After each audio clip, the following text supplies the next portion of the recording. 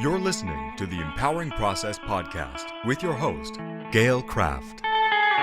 Listen as she holds frank discussions around how your purpose, being present, and trusting your power impacts your life. Whether you're an entrepreneur, leader, or developing your vision, you'll find wisdom and insights you can utilize right now. Welcome your host, Gail Kraft.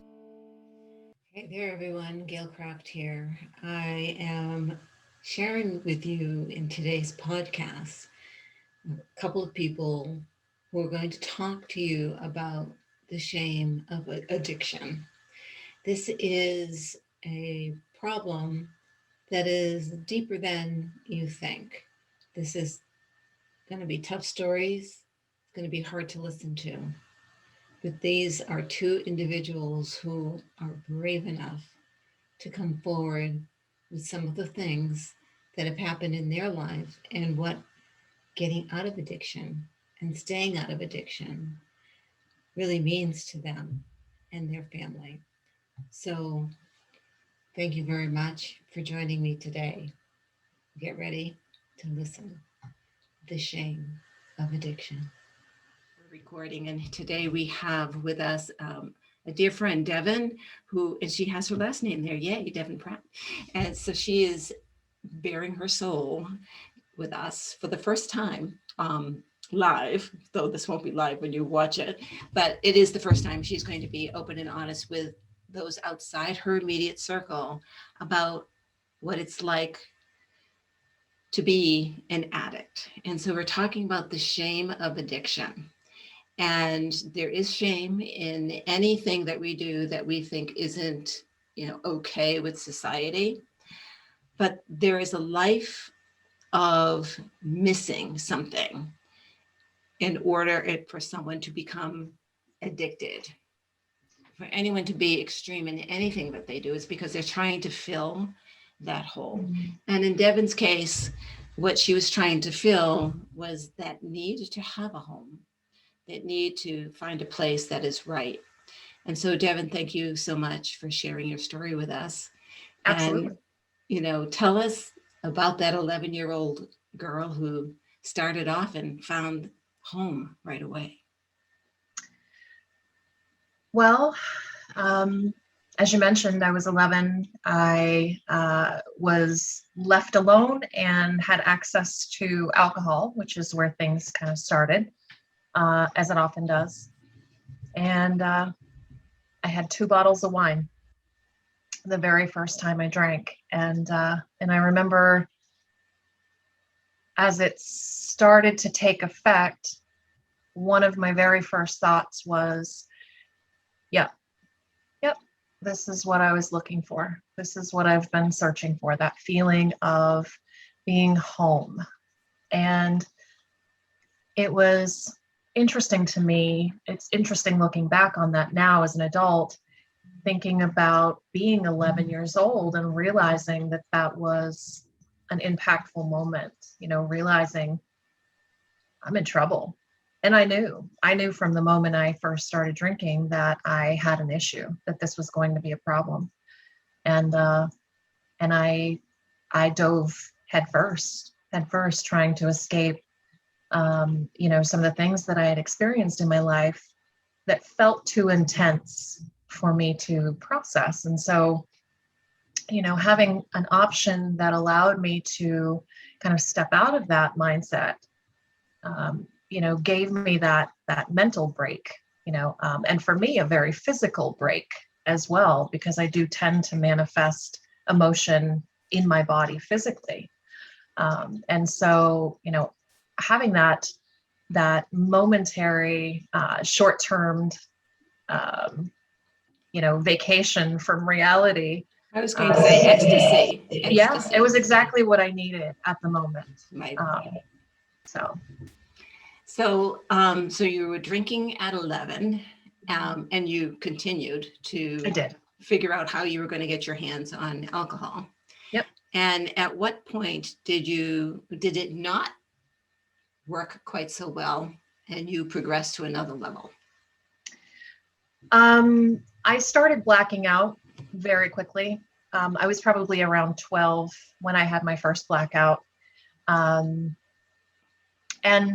during the blackouts, there were circumstances that took place, behaviors on my part that I wasn't proud of, behaviors on others, parts that let me know that it was unsafe, that it wasn't supporting my life.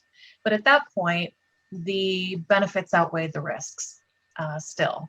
So although I started immediately kind of experiencing symptoms that sometimes can take a little while to manifest in some people, I came from a long line of alcoholics and addicts, and this wasn't new to me.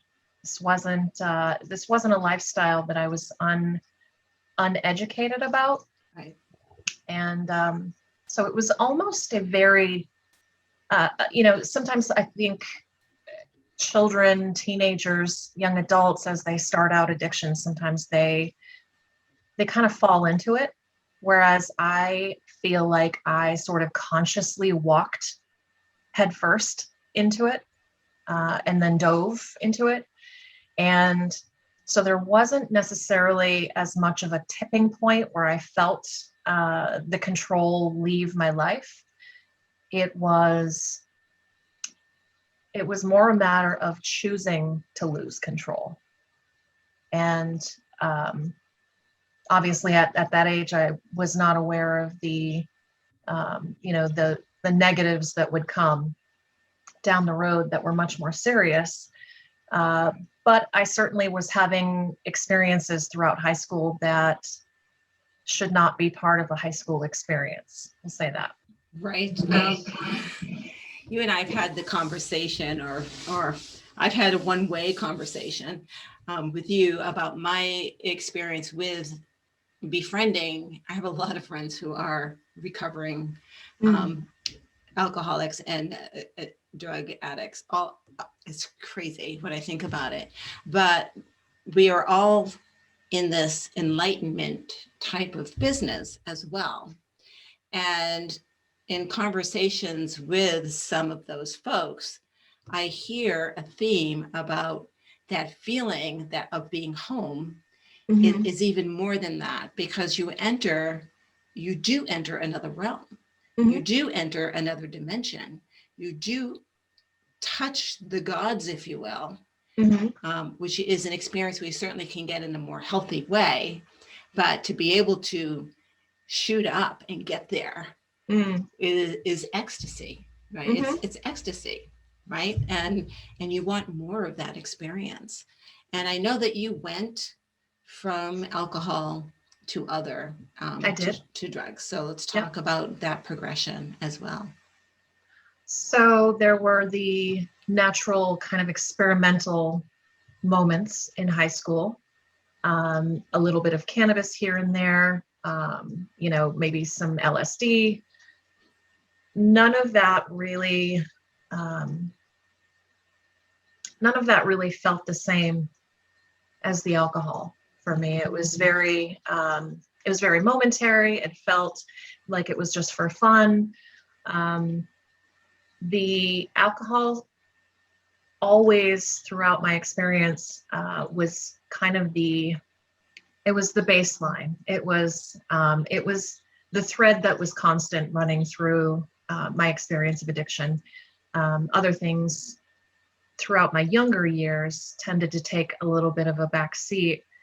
And then I ended up being in a relationship with an older gentleman who was into pills. And so I started experimenting with pills. And as I experimented, the ability to very specifically choose how I wanted to feel based on what pills I took and how many pills I took, it tended to be, a direction that I chose moving forward because I appreciated the specificness of that experience, where you could kind of design your experience. And so, that ended up being the direction that I went in veering in different side roads, we'll say, into different drugs for short periods of time. The alcohol and the opiates mostly were my drugs of choice, and those were the two methods that I really found the most relief. And the experiences that I had with them were also the most impactful in the negative as well, because they are the most dangerous of the drugs. Do you want to talk about one of those negative? I'm getting feedback. Yes. Yeah. So, I'll share my low point, actually. And it does still, after all these years, it does still make me a little bit emotional. But at a point, and I have an extensive history of spinal surgeries. And so I've had, many years where I was prescribed opiates and narcotics. And, rightfully so. I was in extreme pain. I've had, degenerative spinal condition for many years. And, I've had multiple surgeries, and, it's been a rough road. And so, the opiates really have been, for many years, they were a huge part of my everyday life. And what happens with that is that you are numbed not only to the effects of the opiates. You build up a tolerance, but you also build up a tolerance to the numbness that it creates in your entire life. You're basically separate from reality, even when you're not using them. It keeps you very disconnected from your authentic self, which is what I was going for at that time. And I recall at one point specifically an evening where I was in extreme pain, and I just wanted it to stop. Just for a minute, I just wanted it to stop. And so I would take a couple more. And at that point, I was still drinking. I would take a couple more, and then I would wait a little while, and the pain wouldn't go away. And so I would take a couple more. And the alcohol really kind of numbed my clarity and my judgment as well. So between the pain, the physical pain that I was feeling, combined with the emotional pain that I had carried throughout my life, combined with being numbed in all of my senses from the alcohol and the opiates, I ended up taking too many, and I overdosed. And it wasn't my first overdose. It was my most severe. My then 7-year-old found me. I was dead the next morning, and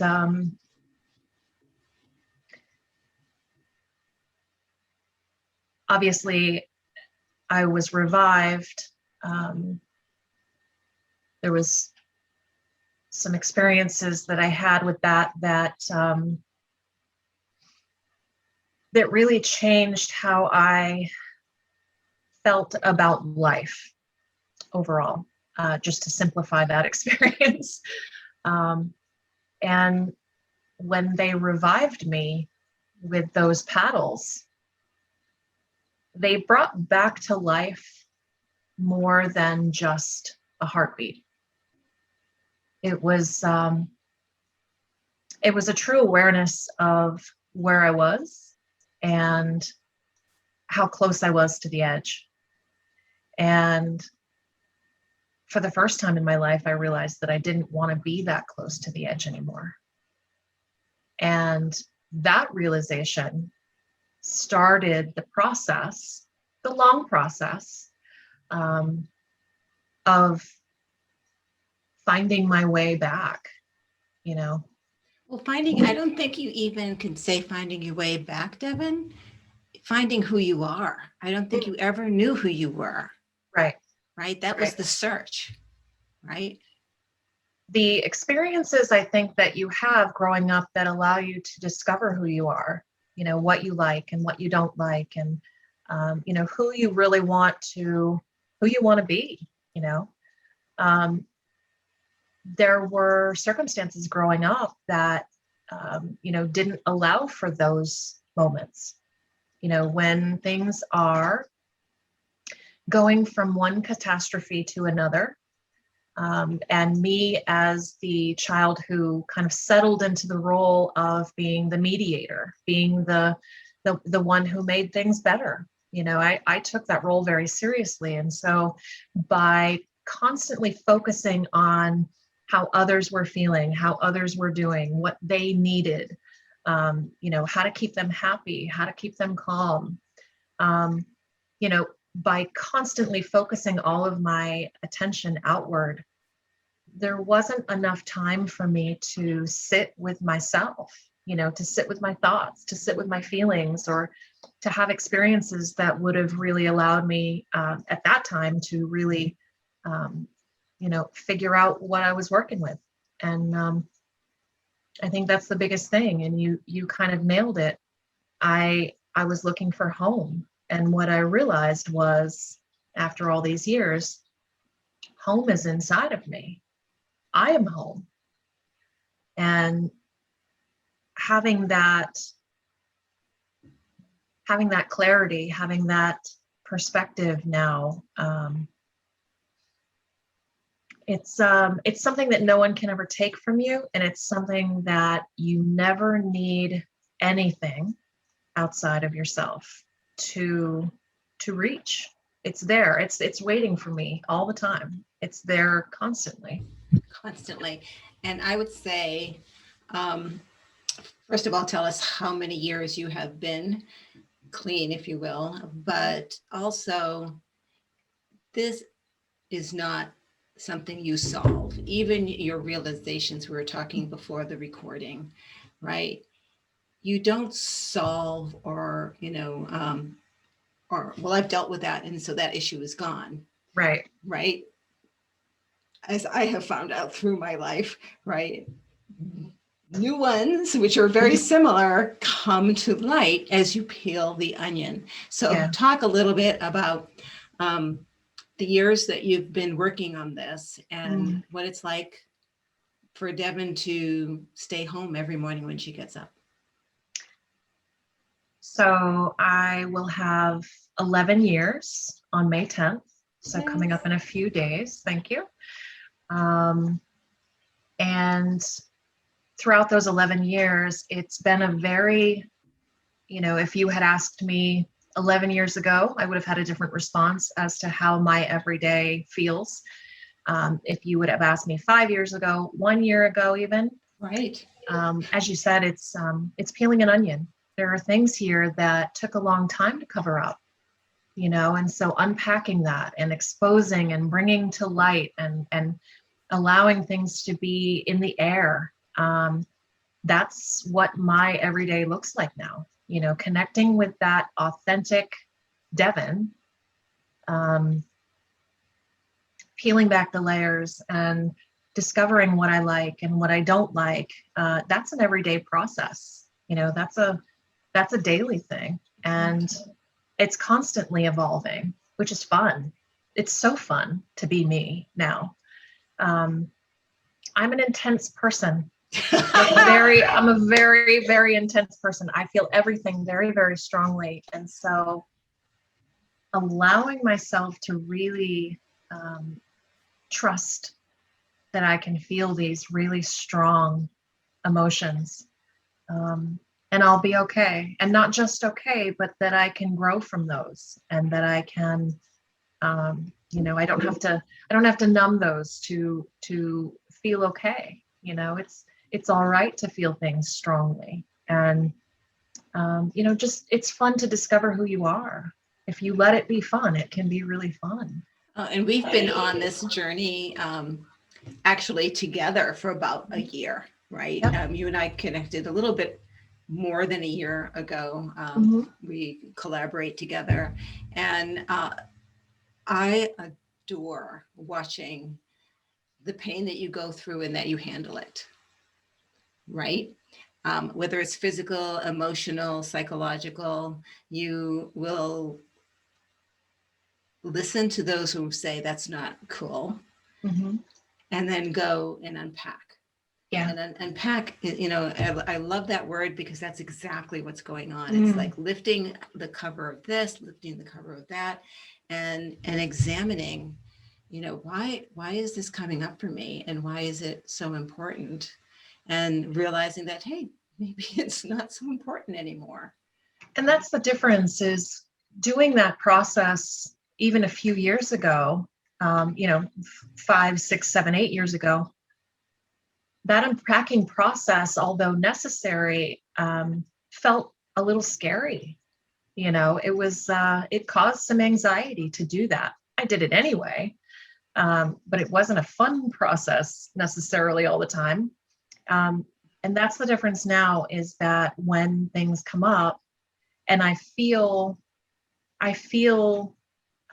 trauma resurfacing or coping mechanisms resurfacing, it makes me curious. I want to lean into it instead of pulling back away from it. There's not the fear there anymore, which allows that process to really be a really great process. It doesn't have to be horrible, which is amazing. Because you know who Devon is at your core, right? And I think, at least for me, and I can only talk from my experience, I can't speak for anybody else, but I know there were times in my life where I actually have said, well, they don't know me. They don't know who I am. Well, of course they don't, because I never showed them. Right. Right. I had the best, I think, 3 foot thick brick walls around me. Right. And I continued to build them for many, many years. I would take a brick or two down, but then, kind of put a few more up. Yep. Right, if you will. And it really wasn't until later in life that I allowed myself to remove them all. Right. And allowed myself to be vulnerable. Now, does that mean shit doesn't come up? We just talked about. Yes, it does. Even more so. Yeah. Right. Because it's the deeper stuff. It's the hidden stuff. It's the things that most recently for me, it was a situation, and I was like, I don't even remember that. And look at how much it has affected my life. If you had asked me, I would have been like, what are you talking about? Yeah. Right. And that's how deep rooted is as a child. From the moment you come into this world until about 8 or 9, you are constantly receiving programming and without any edits. Right. And so your belief systems and these deep rooted issues, right, get sewn really, really in there. And it's not until around 9 that you start asking questions, as you start becoming aware that there's other things other than your family, right, going on there. And you start to question what's going on. You try to develop your own perspective. And it's very hard at 9 years old to do that. Right. And so it's not until you're emancipated, really, when you're out on your own, that you're able to, if you so choose, go through this kind of journey. So now you are a holistic wellness expert, right? And you totally believe that food heals, and you totally understand that your body, how you eat and how you feel, has everything to do with what's going on in your subconscious, right? And so let's talk a little bit about how you evolved from where you were into this type of lifestyle. I'm glad that you brought that up, because that connection for me has to do with so much more than food, and so much more to do than just nutrition. Right. caring for yourself takes lots of different forms. And anyone who's ever lived in addiction can tell you that caring for yourself is not something that is part of your life. Finding ways to harm yourself, generally speaking, is your MO. And for me, taking control of and making very conscious decisions about my food. Obviously, there's the math and science of it, which I love.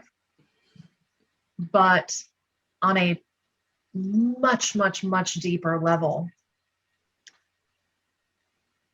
how you do anything is how you do anything. How you do anything is how you do everything. So when I make healthful, nutritious choices about my food, when I get to bed at a decent hour, when I get the right amount of water, when I sit when I'm tired or hurting, when I make myself a tea because I'm having a hard time, it's an expression of love. Right. And so it's a message that I'm sending to myself every single day, multiple times a day, that says, I love you and I got you. I got you. I'm going to take care of you. And as a person that hasn't always done that for myself, it's such a clear message that I'm sending. And that repeated action, those things that we do every single day, multiple times a day, those get so ingrained in who you are. And so those neural pathways get deeper, those ruts in your brain get deeper. And before you know it, you start to believe that you're worth caring for, that your body is worth taking care of, that your mental health is worth exploring and healing. And, so this whole process of wellness for me, although I can nerd out with the best of them on the math and science part of it, it's so secondary. That part of it is so secondary to me. And so when I can connect with my clients, what's important to me for them is that they are learning to love themselves. The food part is great, and that's a vehicle, that's a vessel, that's a modality. Right. It's a way of reaching that moment. And this is just the way that I've discovered and connected with, reaching that level of self-care. It could be in a lot of different ways. It can look different for everyone, but for me, this is a way that I've tapped into something that I do every single day, multiple times a day. You're eating multiple times a day. These things are coming up multiple times a day. And so having that tool, that modality, as a way of connecting with that part of myself, that hurt, scared, child that felt out of control, that child that wanted to numb, that child that felt like escape was the only place that she could find home, has discovered that by connecting with myself on an almost parental level, and I often bring this up, taking care of yourself the way you would take care of a small child, that is the way to heal. That is the way to heal. And you can do that. You can do that with food very easily. So there are a couple of things that you said that I want to get back to kind of have you elaborate on. And it really is this focus on caring for the food. What I heard, and I'd love for you to share, is for me, most of the time making a meal is a pain in the ass I have to eat, right? That is not a healthy way to prepare or to have a meal. And yet there are times when I prepare a meal and it's fun and it's enjoyable and it's delicious when I'm done, right? So talk a little bit about what you mean with that caring and letting your body know that you got it. I got you. So the connections that we have with food, as I mentioned before, it's a very innate connection that we have. We're born with this. And food can actually be a vessel to add to the addictive natures that we're already experiencing, or we can use it to transform that addictive behavior into something more healthy. And so the way that I've done that is to and in therapy, in CBT, which is cognitive behavioral therapy, which is one of those tools in addiction therapy that's pretty widely used. They talk a lot about using and connecting to your five senses as a way of grounding you in the moments of anxiety or fear or any of those feelings that might lead us into addictive behaviors. And so one of the things that really excites me about this connection is that it is inspired almost naturally by the traditional method of therapy that's currently being used for addiction behaviors. So one of the ways that you do that is by being very present with your food, with the process of cooking that food. And it starts at the grocery store. We're creating that energy well before we're actually consuming that food. You're creating your connection with that meal and with your body well before you're actually consuming it. And so at the grocery store, as you're choosing those foods, as I'm choosing those foods, I'm feeling gratitude. I'm appreciating the farmer that grew that food. I'm appreciating the soil that it grew in. I'm imagining all the people that packaged that food, if it's packaged. I'm imagining the people that handled that food. I'm wishing them well. I'm sending them a thanks for the nutrition that I'm about to receive. And for me, that connection continues into the kitchen. And like you mentioned, sometimes there's a lot going on in life. You're busy, or you don't feel good, or you're tired, or the last thing on your mind sometimes is making that meal, and especially taking the time and effort to really make it something that's going to serve you physically. And so really kind of almost in the beginning, almost forcing, kind of redirecting, bringing myself back into the moment, bringing myself back. That redirecting into the present moment is really a tool that has served me so well. Because when you're connected to your food and you have that relationship with the food that you're going to be eating, it does make it exciting. It does make it fun. And that's what I tell my clients all the time. This, excuse my language, but this shouldn't suck. This whole process should be fun. The default experience that you should be having with this is fun, is creative, is, soothing and comforting and all of those things. Food should make you feel good.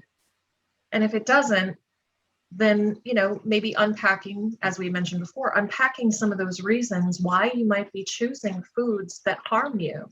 Because when you look at addiction, it can easily transform into a million other things. And food is one of those things. And so when I come across clients that struggle with, addictive eating and that sort of thing, that to me is just one of the modalities. It's just one of the things that we can choose to use to numb, and sometimes to even harm, do some self-harm behaviors as well. And so really being present, really being grateful, allowing yourself to smell what you're cooking and to feel what you're cooking and to just stay in that moment. There's a million other things that are going on in the world, and I'm aware of that. I'm not totally checked out when I'm cooking dinner, but I'm really, really present. I'm really present. And smiling, oddly enough, while you're cooking is one of the tips that I teach my clients initially, because it does send that message to your brain, and then your brain releases the hormones, those happy oxytocin hormones that can really create that immediate flood of good feelings. Right. And so you're creating new neural pathways in that way. So let people know how they can get in touch with you, Devon. I have a page on Facebook that is my business page, which is Devon's Holistic Wellness. It's a page that offers tips and tricks, recipes and all sorts of things. And that's a wonderful resource. You can contact me at devon@dhwellness.com. And, my telephone number is 603-998-9951. Thank you, Devon. And I will have that listed for sure when we put this podcast up. And again, there'll be other episodes. I will be combining conversations together, and we'll have a little series all in one for you guys to listen to and pop from person to person if you want. Everyone, you're listening to the Empowering Process podcast, and thank you very much. Hey, I can be as open as I want, correct? You can be as open as you want. Yes, you are going to be as open as you want. So we're talking about the shame of addiction, right? And I've got here with me Max, and Max is going to tell his story for us and share his experiences. And at the end of all this, I'm going to give you guys some contacts, some information as to who you can reach out, where you can go to for help when you have your defining moment, or someone who maybe needs an intervention. And we'll talk a little bit about that as well. But thank you so much for joining us, Max. This is a tough subject. Thank you for having me. Yeah, I mean, this is a bigger problem than people think. Oh yeah, they think COVID-19 is bad. You don't even know that the increase of overdoses that happened because of COVID-19. So not even close to the people that addiction has killed, if you know what I mean. Right. And there's so many other things that were going on that, people didn't have access to their resources. Absolutely. Right. Which made the problem worse. Right. Right. So we're going to talk about your life with addiction, and you've been clean 18 years now. Congratulations. September, I'll have 18 years. Yep. September 27th of this year, I will have 18 years clean and sober. Yep, clean and sober, and it's a daily ritual to stay clean and sober. And we'll talk a little bit about that too. Any of these struggles, any of the issues, in fact, anything. I will tell you, for me, even with my shit, and it's nothing like this. Every morning I have to wake up and say, what's my intention today and how am I going to achieve it? I don't let life happen to me, because if I do, I lose. Yep. Right. Absolutely. Everybody. We let life happen for us, not to us. Yep, exactly. So Max, you had a long history of addiction too. So share with us that very first experience that you had, and what was it? How old were you? And what did it feel like? Well, if I think back to it, I tried back in junior high around 11 or 12, sixth grade, right? But I didn't, it was just one of those things. Like I had a drink of hard alcohol and I didn't like it at the time, right? But little did I know that taste of alcohol would set in motion things to come. So at about 13 years old, I how do I explain it? You probably heard it from other addicts, right? Even though I came from a big family, had lots of friends, there was a time I felt like I didn't fit in with anybody, not my own family, because 5 of my older siblings were out of the house. And then it was just me and my little brother and my mother. Most of my friends had both parents in the house. So it made it tough. Like one of my best friends who lived directly behind me, right? Him and his dad would always invite me to the father and son picnic that they would go to. And I wasn't using at the time, but when you're young, I used to just sit there, and that's when I knew I had a problem, because one, I felt out of place, and two, this resentment, this anger at my own father kept just like getting bigger and bigger and bigger. So about 13, when I was introduced to marijuana and drinking again, beer was more my style. I loved if I wanted to go to drunk quick, hard alcohol, of course, right? But it was always a beer chaser to follow because I didn't like the taste of. But it was beer and marijuana, and then the crowd. I finally started to feel like I fit in, right? Like they were all doing it. You found the And crowd that then was doing it. I found the crowd that was doing it. They welcomed me with open arms. There was like no judgment. We were all doing it, and it was like I said to you before we started recording. I said that first drink and that first hit of marijuana was like, I just arrived. You know what I mean? I got that sense of ease and comfort, like that comes with the first drink that the big book talks about. It's like, but see, now that it's changed, but like I remember that feeling and looking around, and everybody was like I felt like I fit in, right? It's like I had arrived. Cool. Max is here. Let's go. And little did I know that it would get worse and worse. It felt comfortable. It felt familiar. Exactly. And as we get into this talking about the shame, like I'll preface this, like I'm not ashamed to say I'm a recovering addict, right?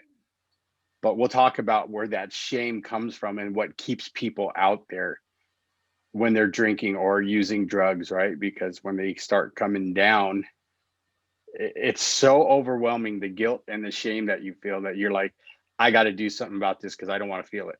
Right. And unless you have someone that has showed you different, that's what us addicts know. And the best way to kill that feeling of shame is to drink or do more drugs. Right. We all go to what we know. Right. Mm-hmm. Right. Absolutely. Because what we don't know is unknown and scary. So you started off, with a little bit of weed and a lot of booze. Right. And at some point, it started getting out of control. So tell us a little bit about some of your out of control stories.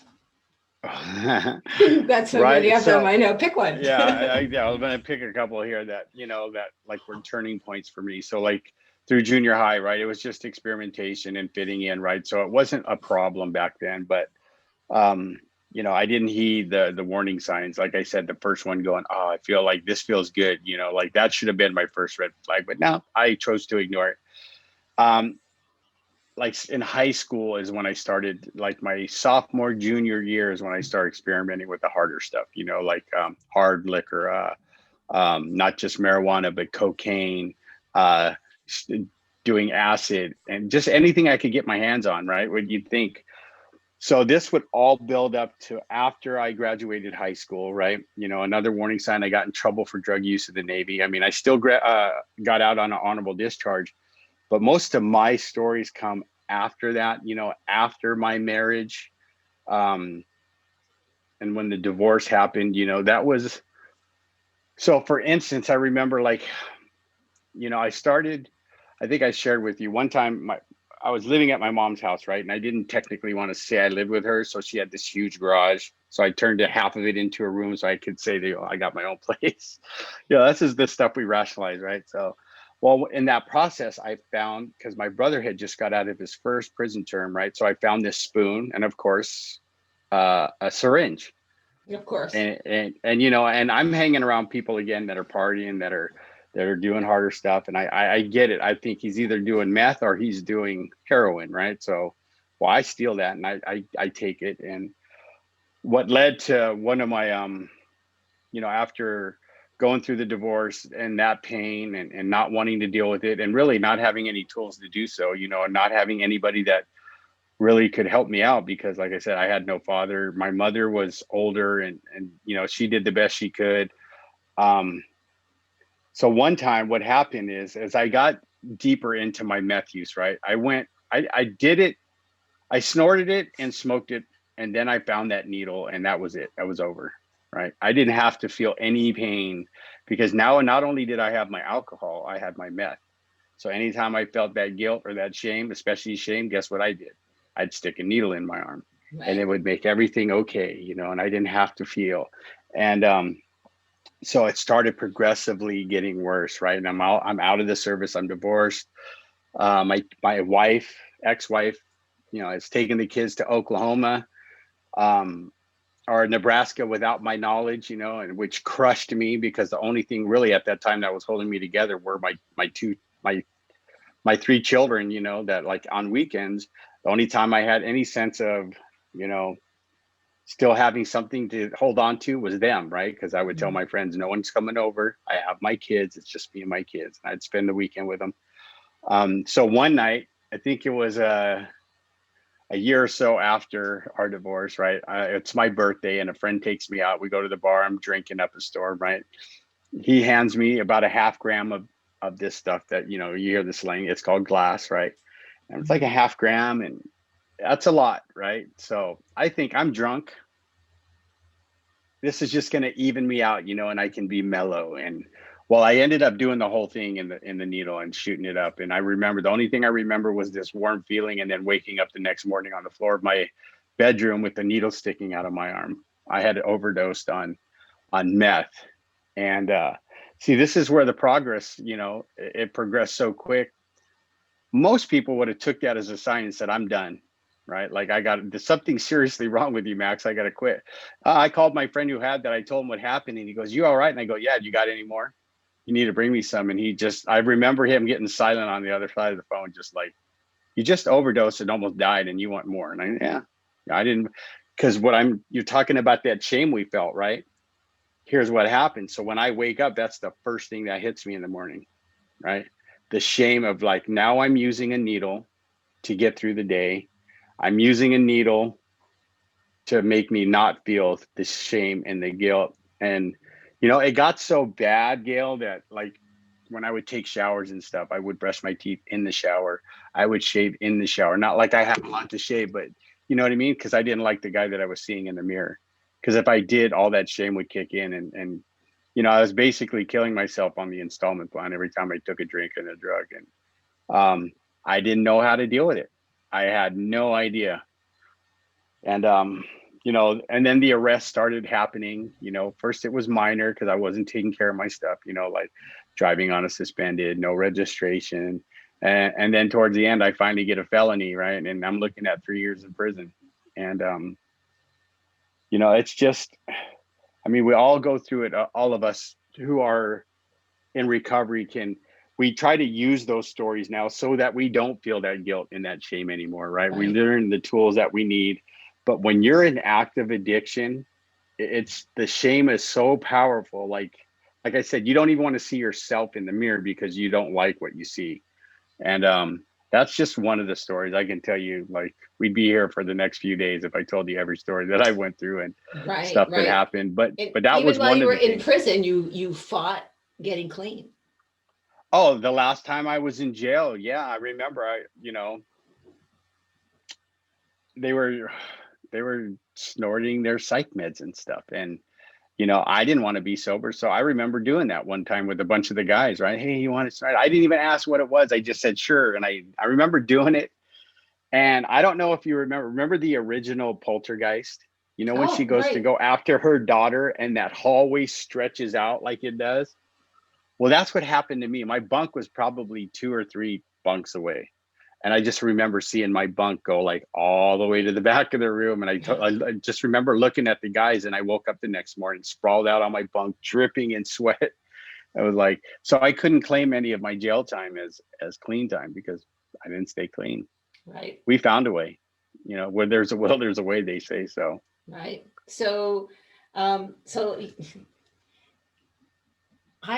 often say, when I was younger, the universe would tap me on the shoulder and say, hey, and I would just brush it off. And then it would whisper in my ear, hello, and I would ignore it. And then it would hit me with the brick, and I would even pretend that didn't happen. Right. I would get literally hit with the brick wall before I would go, oh, you've been talking to me. Right? I shouldn't do this. Oh, I hear you now.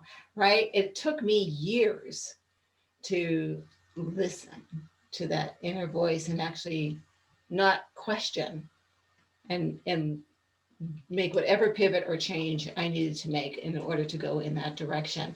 So what Right. was your brick wall? Whew. My brick wall, every time I went to jail, I would always say it was bad luck. Like I was in the wrong Right. place at the wrong time, right? Which was that tap, because one of my mentors, a couple of them actually, used to have my sponsor had me write letters, right? Because I'd always complain to him, well, if God loved me so much, then why would he put me in jail? And he goes, he didn't put you in jail. You put yourself there. He goes, matter of fact, I want you to write letters. I want you to write what would have happened on the times you didn't get caught. Like find the most serious one, like where you were doing some really stuff you weren't supposed to be doing. And he was right. Like every time I got in trouble, right? We were on our way to do something really bad.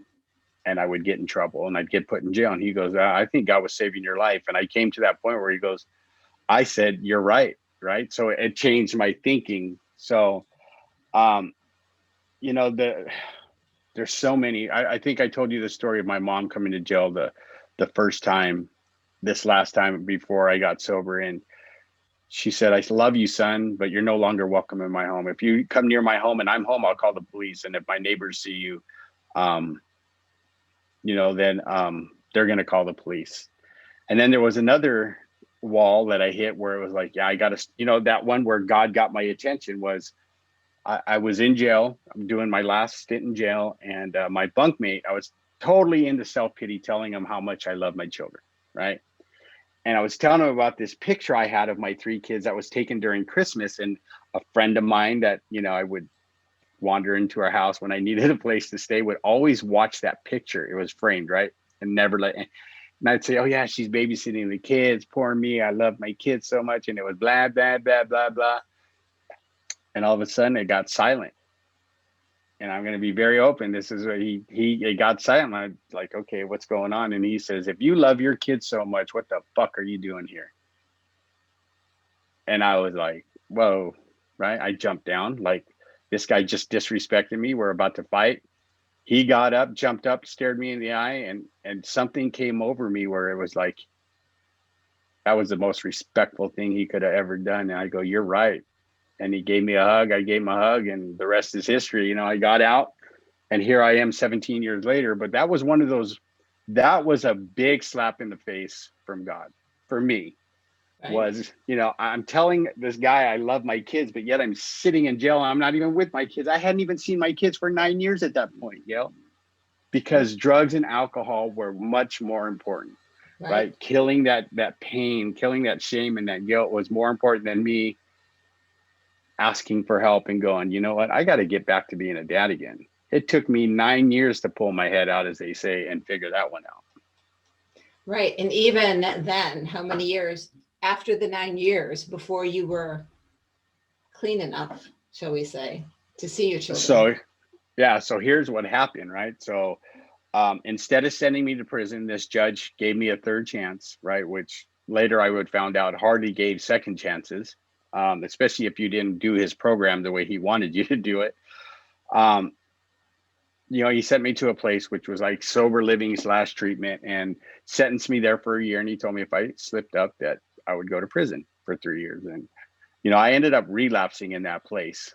Right. But here's what happened. So when I first got there, I was all about it. Right. Like, cool, I'm out of jail. I better do the best I can. And so I start going to meetings, right, which was a requirement of the program. I'm going to 2 meetings a day. I'm sharing, I'm letting people know who I am. And, I hadn't seen my kids in like I told you, nine years, right? So when I got out of jail, I started writing my ex-wife and sending her a letter every week. Like, hey, I'm sober, I'm out of jail, I'd love to see the kids, right? 6 months goes by, no answer. So I'm getting to the point of acceptance and going, well, I can't blame her, right, for all that I've done. I haven't even been there. And I was at my first real job in sobriety. I had my first cell phone. And I remember I went to the truck to get some tools and my phone rings. And I answer it and it's this lady, and I didn't recognize her, but it was my ex-wife. I go, hello. And she goes, is Max there? I go, yeah, who's this? And she said, hey, this is Susan. And I almost fainted. You know what I mean? Like, and I go, yeah, this is him. And she said, the kids want to see you. I got your letters. I had moved, so I just got your letters. Like, there was a bunch of letters. So they were living in El Cajon, down in by San Diego at the time. And I was 6 months sober at the time. And I started seeing my kids every weekend, actually with my brother, who I've told you about, every weekend, and I was seeing the kids, going down to El Cajon, taking them out for lunch, and hanging out with them. And then with about a week shy of 10 months sober, I hit my first relapse. And then I disappear on them again, so 4 relapses total. 5 months have gone by. And, I remember I got high in the house, and it's supposed to be a drug. And I'm on the side where it's all parolees and I'm putting everybody in jeopardy, right? So the house manager, I'll never forget this day. It was September, actually 24th of 2003. He came knocking on the door. He saw my face because I had just he knew. And I remember him saying, "Max, in the office now." And I was going to have to test, right? And of course he was going to have to report me to my PO. And here's how the universe and God has worked in my life. I'm getting ready to walk out the door, right? And I hear a knock. And it's the director of the facility, who never shows up on a weekend, let alone a Sunday, right? Ever. But I had become friends with her. I'd gone to meetings with her. She's invited me to her house to have barbecues with her family. And, I just got to know her. She kind of took me under her wing, and remember opening the door and she's like smiling, "Hey, Max, how you doing?" And before I could lie, I told her, I did it again. And I'll never forget, she gave me this big bear hug, and she said, "Grab your bag, get in your car, and get out of here for 3 days. I'll handle Steve. You get out of here, come back and test clean, and we'll start over." And that was on September 24th. And I remember packing a bag and splitting, came back, tested clean. And that was September 27th of, 3 days later. But see, in the meantime, I still hadn't talked to those kids, right? And I hadn't talked to my ex. I had blown them off again. And, my sponsor had told me, "Don't call her, because I need to tell you how to do this. Because if you just call her out of the blue and tell her, 'Oh, I relapsed,' she's not going to like it." So, but I was 30 days sober, right? 5 months had gone by. I got to be honest. I got to tell her the truth. And I remember telling her that what happened, that I had relapsed, and she just laid into it. Was like 5 o'clock in the evening. Everybody was home making dinner, right? So the house was full, and I could remember her just screaming, making up cuss words I've never heard before. And then the thing I remember the most was like, "You'll never see these kids again as long as I live," and her slamming the phone down. And, for the next year, I would just dive into the program. I would do what my sponsor told me, and was call her every week. Even I got the same answer, right? My assignment was to call her to let her know I'm sober, I'm working. And if she said anything, I was supposed to go, "You're right," and hang up. I did that every week for 14 months. And then it was 2 days before Thanksgiving. She had called me. I had finished working my steps, and said, "I'm back in Orange County at my parents'. Be here for Thanksgiving." And the rest is history. I've been in their lives for almost 18 years now. I haven't missed a Thanksgiving. I haven't missed a birthday.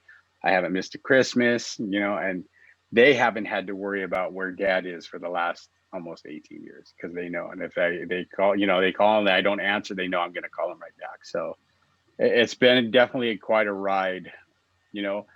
Has the shame totally gone away? Absolutely not. I'm human, right? Sometimes I get stuck on thinking about what I did in the past, and I have to pull myself out of it. But I have to focus on the here and now, and what I'm doing today and what I've done. So it's been a crazy ride. Yeah, definitely a crazy ride. So 2 things. Our listeners, let's say that I suspect that someone I love, or even just know but care about, is going down this path. What would you recommend that I do to kind of put a brick in their way? Well, see, that's tough, right? Like if they're in the beginning stages, you confronting them, and like here's what I say is, don't be accusatory. Have just to sit down and have a conversation with them and ask them like, "Hey, what's going on?" Try to gather as much information. And then, in a loving way, obviously you want to say, "This is what I see," right? How can I help you? Like, how can we stop this from getting worse, right? Because if you're an addict like I am, like as soon as you point your finger at me and you tell me to stop, I'm going to go, watch this now. You know what I mean? I'm going to go the opposite direction, and and that's just kind of how I've rolled, when I was in my active addiction. The more you told me I couldn't, and I still do it even in recovery, but it all depends, right? If there's something you tell me I can't do, I'm going to go, okay, Gail. Well, now I'm going to figure it out. Now I'm going to show you I can. Right. So Max, you can't succeed. Right. And I'm going to say, Gail, watch me. Watch me. Right. Right. And the resources we have together. So I'm going to go, I might not know what to do, but I'm going to go find out so I can come back and go, see, Gail, I did. I showed you I could do it. Right. But that's how I would approach someone, right? Depending on the severity of how, how deep are they into their addiction or their alcoholism, right? One of my first interventions, we had it all planned out. We were going to have some family members come over. We were going to do it the typical intervention, right? Have the families write letters, give her, the gift. If she didn't take it, then she's on her own. But I happened to be coming home from work, and my wife called and says, well, that is scrapped. You need to come to the ER now.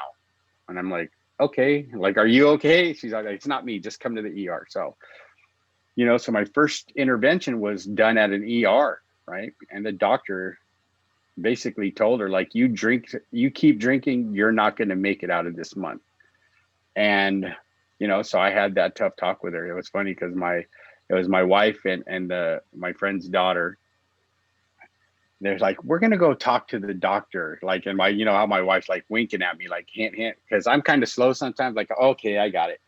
So I had that tough conversation with her. And I told her, look, here's your options. This is what your family's willing to do, and this is what they're willing not to do. And I laid it out to her. I go, you keep drinking, you're not going to make it past this weekend, but here's the thing. I got you a bed, your family will support you, blah, blah, blah, went through the whole intervention, and now she's over a year sober, and she's a totally different person. This was a 30-year drinker, every day. And she did what I did. She drank to kill the shame. She drank to kill the guilt. She drank because she did not want to think about her past. But now she's doing well. She's over a year sober, and she took it. She took the gift and ran with it. And, and I have a second intervention, same way, his family and he's not in a biker club gang, but he's in a biker club, right? And even his brothers, I brought them in on it and said, look, if you don't do this, you're not going to have your brothers here. You're not going to have your family. And now he's coming up on 6 or 7 months sober. And, it's been great to watch the changes, and people said, how do you get them sober? I said, I don't. I guide them in their path to recovery, whatever that looks like, whatever that, if they want to do the 12 steps, if they want to do smart recovery, if they want to do the Buddhist 12 steps, whatever. I said, I'm a guide. And I'm their accountability partner. I make sure I kick them in the butt when they need it, but give them a hug when they need it. But I don't get them sober. I go, that's between them and God. God and him or her get themselves sober. And what's interesting about addiction, I want to talk a little bit about addiction, because I'll be quite honest. I have an allergy to alcohol. I can have a drink. The second drink, I throw up. If I didn't, I probably would have become an alcoholic. Okay, because I was around alcoholics, and drug using. I hung around when I was a young kid with the pushers. They don't use, right? So if it wasn't for my choice of who I hung around with, right, I would have gone that route, right? But addictive behavior, I was a smoker, and I couldn't quit. And I was a closet smoker, right? Because I didn't want my family to know that I was smoking. I didn't want my kids to know that I was smoking, right? But I was packing away, an easy pack a day, sneaking it, right? And it was easy for me to quit. I couldn't stay quit, but it was easy for me to quit. When I finally did, go over that hurdle, I didn't do it alone. I admitted that I had a problem if I was sneaking cigarettes, right? And that I needed guidance on how to lick it. Did I follow their direction? No, they wanted, start with the patch, and then it's like, no, that's just more nicotine, right? right? But I had a group to go to and to talk through, right, what I was, and I did OD, I did go cold turkey, and but I practiced. This is here's my triggers. What do I do instead? With the triggers, and Right. did a whole bunch of other things. So addiction, we're talking about the socially non-accepted addiction here, drugs and alcohol, socially not accepted. But there's many more addictions. Oh yeah. Many We more know that. addictions, right? Exactly. Right? Addiction means that something else has control over you. And Right. you need it. Right? I needed it in between at work. I needed it in order to be on the top of my game. Right? Right. I needed it to get if shit hit the fan, I needed it to work through the shit hitting the fan.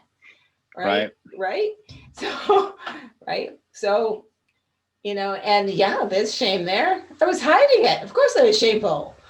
Right. Right? Absolutely. Right? Right. So yeah, it's a struggle. There are resources that you can go through. Don't ever try and do any of this stuff alone because it's tough. Yeah. Right. And you need someone like Max who's going to kick your butt when you need your butt kicked, and who's going to give you a hug when you need a hug, who's going to listen to you and go, that's bullshit. Right. Yeah. Exactly. Right. Or listen to you and say, that is remarkable. What a great day today is. Absolutely. So thank you so much, Max. And this is Gail Kraft from the Empowering Process. And thank you for listening to our stories today. Thank you for having me, Gail. Oh my God, it's been awesome. So thank you so very much for listening to these amazing stories about the shame of addiction. And if you are facing a similar situation, if you are looking for help, there is the Substance Abuse Mental Health Services Administration, SAMHSA.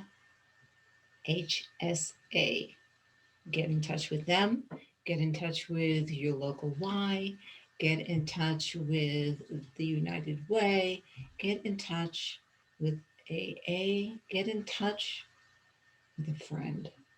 But get in touch, reach out. And as you heard with one story, keep trying, keep trying, keep trying. You have a relapse. There's shame that comes with that. Brush off the shame and just keep on trying because there are loved ones waiting for you. This is Gail Kraft, the Empowering Process podcast. And if something came up for you because of this, please feel free to reach out to me. I'd be happy to talk to you about it, or leave a comment below. Maybe we'll do another session. Take care. Bye-bye. Thank you for listening to the Empowering Process podcast. Be sure to visit Gail at gailcraft.com to learn more about how she serves thought leaders, entrepreneurs, and goal seekers. And remember, if you like this broadcast, be sure to share and subscribe so you don't miss an episode.